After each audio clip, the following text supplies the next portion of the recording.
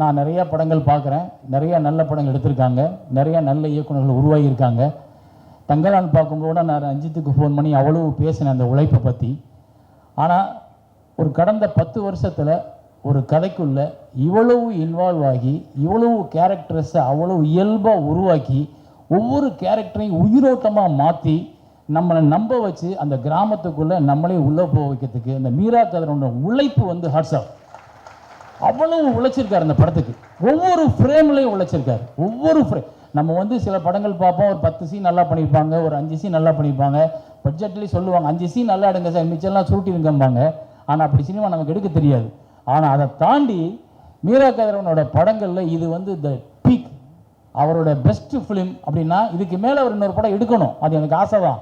ஆனால் இந்த படம் என்னை வந்து அவ்வளவு பிரமிக்க வச்சிருச்சு. ஏன்னா அது ஒரு நாவல் மாதிரி இருக்குது. அந்த படம் வந்து திரைக்கதை வந்து பார்த்தீங்கன்னா ஒரு சூறக்காத்து மாதிரி இருக்குது. எந்த பக்கம் திரும்புது, எந்த பக்கம் போகுது, எந்த சீன் மாறுது, எந்த கேரக்டர் எப்படி பேச போகுது, நோபடிஸ் கெஸ். நீங்கள் இதுதான் இதுக்கப்புறம் நடக்க போகுதுன்னு ஒருத்தர் கெஸ் பண்ணவே முடியாது.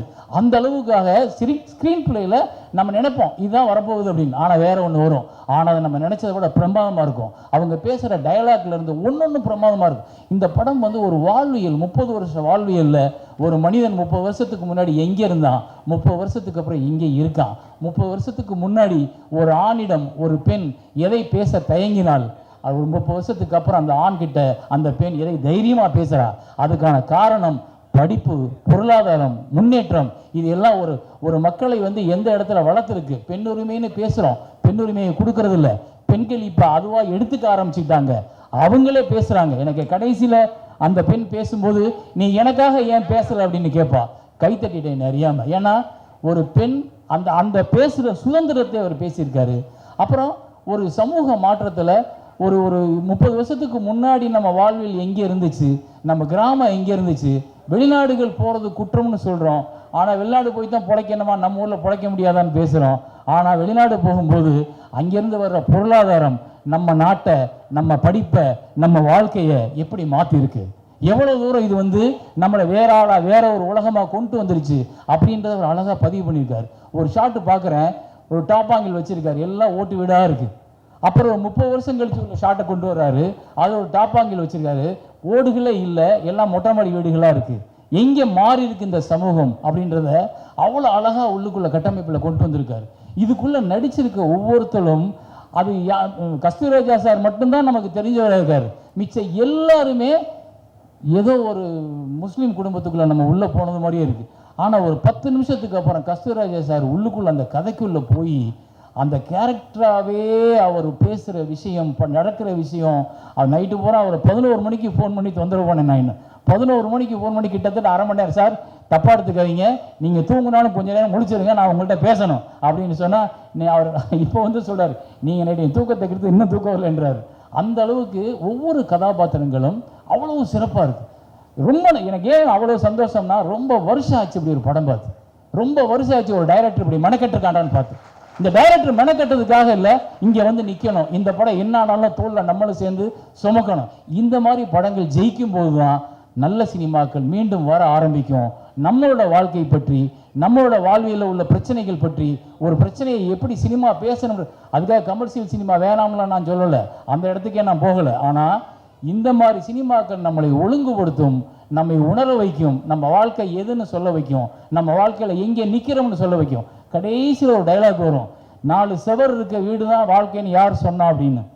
செத்தே போயிட்டேன் நான். 4 சுவர் இருக்க வீட்டுக்குள்ளே தான் சந்தோஷம் இருக்குன்னு யார் சொன்னான்? அருமையான ஒவ்வொரு டைலாக்கும் பிச்சிருப்பார். எல்லா கேரக்டர்ஸ்ன்னு சொல்கிறேன், இல்லை கஸ்தூராஜா பேசுகிறதா இருக்கட்டும், அந்த பொண்ணு பேசுகிறதா இருக்கட்டும், இந்த ஹீரோயின் அந்த பொண்ணு பேசுகிறதா இருக்கட்டும், இந்த பொண்ணுலாம் லவ் பண்ணலான்னு தோணிச்சு எனக்கு. வயசு இல்லை, பட் இருந்தாலும் பரவாயில்ல. ஆனால் அவ்வளோ அழகு, அவ்வளோ யதார்த்தம், அவ்வளோ சூப்பர், அவ்வளோ நல்லா இருந்துச்சு. நீங்கள் ஒவ்வொரு இடமும் அந்த பொண்ணும் பேசுகிற ஒவ்வொரு இடத்துலையும் வந்து ஒரு முஸ்லீம், நான் தான் சொன்னேன், முதல் ஒரு இலக்கியத்தை முஸ்லீமில் எழுதுனது ஒரு பெண் எழுத்தாளர். அவங்க வந்து நாகூரை சேர்ந்தவங்க. எனக்கு அந்த பெண்ணோட கதாபாத்திரம் மாதிரி தெரிஞ்சு இந்த கதாபாத்திரம் அவ்வளோ தூரம் வந்து ரொம்ப மெனக்கெட்டுருக்கான்றப்போ அந்த டைரக்டரை நம்ம வந்து விட்டுறக்கூடாது. அந்த படத்தை நம்ம வந்து ஏதோ கடந்து போயிடக்கூடாது. நம்மளும் கூட நிற்கணும், நம்மளும் கையை கோர்த்து நிற்கணும், நம்மளும் பேசணும், நம்மளும் வந்து அந்த படத்தை பற்றி கொண்டு போகணும், நம்ம ப்ரொமோட் பண்ணணும். எனக்கு ஒரு நல்ல படம் பார்த்தா கண்டிப்பாக தூக்கம் வராது. நேற்று நைட்டில் சுத்தமாக தூங்கலை, 5 மணி ஆச்சு சார்.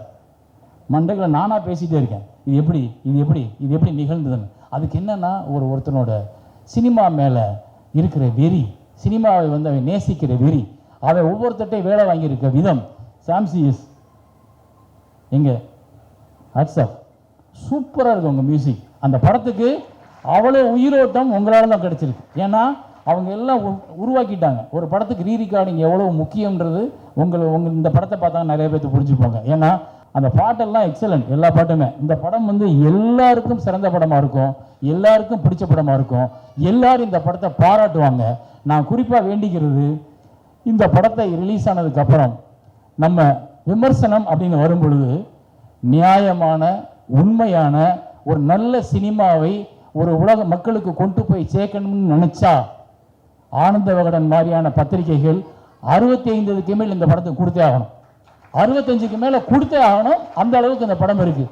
அதே மாதிரி யூடியூபர்ஸ் நிறைய பேர் வந்து விமர்சனம் பண்ணுறவங்க, பத்திரிகையாளர்கள், நண்பர்கள் எல்லாருமே இவ்வளவு நாள் நீங்கள் சினிமாவுக்குள்ள இத்தனை நண்பர்களோட, இத்தனை இயக்குநர்களோட, இத்தனை தயாரிப்பாளரோட கடந்திருக்கீங்க, பழகியிருக்கீங்க, எல்லாரோடையும் கைகோர்த்துருக்கீங்க. நீங்கள் ஒரு நல்ல சினிமாவை உச்சிமுகம்னு நினச்சிங்கன்னா இதில் உள்ள வெறுப்புகள் யார் மேலே இருக்கிறதையும் மறந்துட்டு நீங்கள் இந்த சினிமாவை கொண்டாடியே தீரணும்.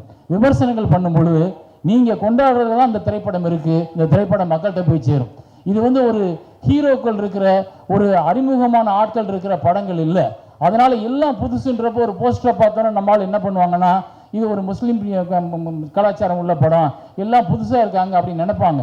அப்போ அவங்களுக்கு முதல்ல நம்ம சொல்ல வேண்டியது, யார் சொன்னால் கேட்குறாங்கன்னா, இந்த விமர்சனம் பண்ணுறாங்கல்ல, எல்லா விமர்சனங்களையும் சொல்கிறேன். அதாவது யூடியூப்பில் பண்ணுறவங்க, எழுதுகிறவங்க எல்லாரையும் நீங்கள் எல்லாருமே ஒரு சினிமாவை இத்தனை வருஷம் நீங்கள் பார்த்துருக்கீங்க, இத்தனை வருஷம் சினிமாவில் வாழ்ந்துருக்கீங்கன்னா இந்த சினிமாவுக்கு உண்மையாக உங்கள் விமர்சனம் தேவை என்பது என்னோட தாழ்மையான வேண்டுகோள்.